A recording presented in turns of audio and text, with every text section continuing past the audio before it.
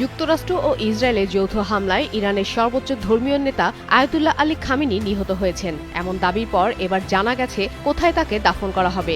ইরানের বিপ্লবী গার্ড বাহিনী আইআরজিসির ঘনিষ্ঠ সংবাদ মাধ্যম ফার্স নিউজ এজেন্সি জানিয়েছে, খামেনির মরদেহ উত্তর পূর্বাঞ্চলীয় শহর মাসহাদে দাফন করা হবে।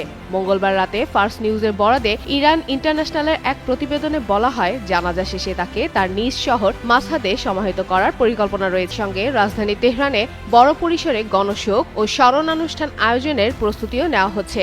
তবে জানাজা ও শোকানুষ্ঠানের তারিখ এখনো চূড়ান্ত হয়নি। এর আগে দুটি মার্কিন সূত্র বিষয়টি সম্পর্কে অবগত একটি সূত্রের বরাত দিয়ে বার্তা সংস্থা রয়টার্সের প্রতিবেদনে বলা হয়, গেল ২৮ ফেব্রুয়ারি ভোরে ইরানে ইসরায়েল ও যুক্তরাষ্ট্রের যৌথ হামলা চলার সময় ইরানের সর্বোচ্চ নেতা শীর্ষ উপদেষ্টাদের সঙ্গে বৈঠক করছিলেন।